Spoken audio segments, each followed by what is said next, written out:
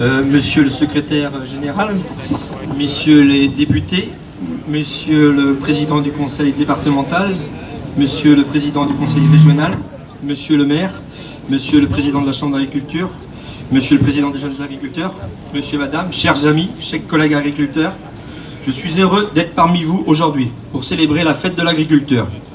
Je tiens à vous dire combien j'apprécie cette occasion de pouvoir tous vous rencontrer et vous parler directement.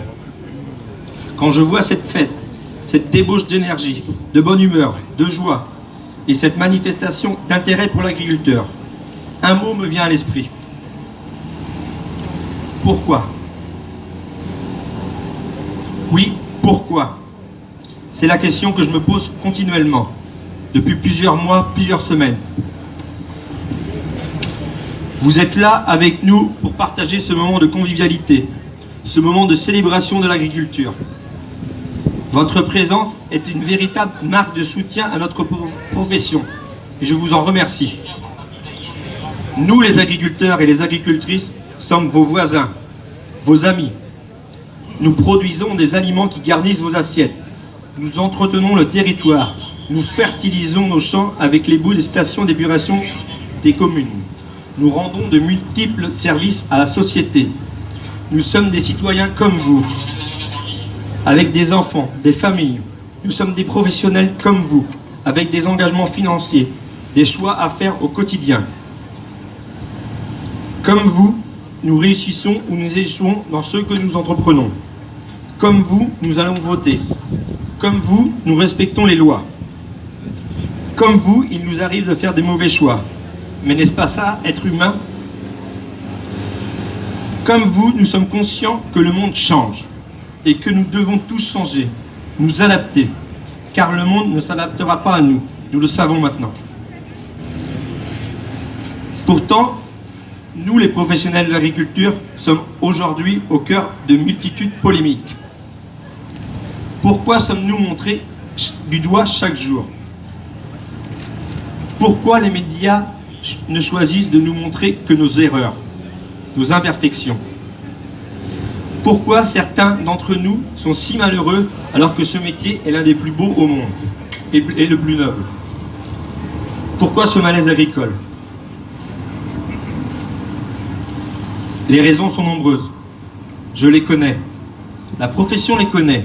Et vous aussi, vous les connaissez. Nous pourrions en débattre toute la journée. Mais au bout du compte, ça n'aura sans doute pas beaucoup avancé.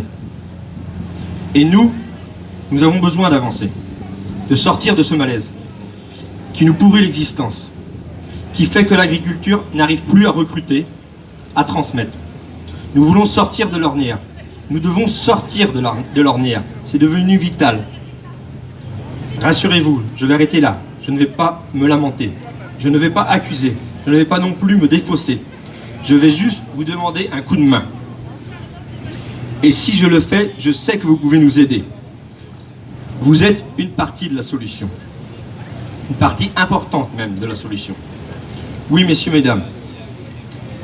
Vous avez ce pouvoir de nous aider à sortir de l'ornière, atténuer ce malaise. Et c'est assez simple. Achetez prioritairement nos produits français. Comprenez et acceptez que nos travaux des champs génèrent certaines nuisances. Du bruit, de la poussière, des odeurs de temps à autre. Lorsque vous avez des questions, ayez le réflexe de venir nous les poser. Nous en savons plus sur notre métier que les politiques, les médias, les enseignants ou de n'importe quel gourou de tout poil. Nous ouvrons nos fermes chaque année. J'en profite pour vous inviter, c'est le 29 septembre pour nos rencontres à la ferme. Nous jouons la transparence. Alors accordez-nous votre confiance. Essayez de comprendre avant de condamner nos pratiques. Mesdames, messieurs les maires, pensez à nous, à nos engins, quand vous aménagez vos communes. Et pensez bien entendu à préserver notre cher foncier agricole. Mesdames, messieurs les élus, mesdames, messieurs les parlementaires, la FDSEA a un intérêt. Ne la contournez pas. Nous sommes les représentants légitimes de la profession. Toutes les associations ne peuvent pas en prétendre la même chose. Mesdames, Messieurs les élus, Mesdames, Messieurs les parlementaires, n'oubliez pas qu'une solution ne passe pas toujours par une interdiction. Tous ces gestes, toutes ces attentions seront autant de leviers qui nous permettront de sortir de l'ornière. Car en faisant cela, vous nous témoignez plus que de l'amour. Vous nous donnerez des preuves d'amour. Et nous en avons cruellement besoin. Nous dresser les uns contre les autres n'apportera rien. Seule la tolérance, le dialogue, le respect mutuel, la solidarité nous permettront de trouver des solutions acceptables et de réaliser les transitions dont a besoin notre société. J'aimerais que chacun d'entre nous, chacun d'entre vous, ne l'oublie pas.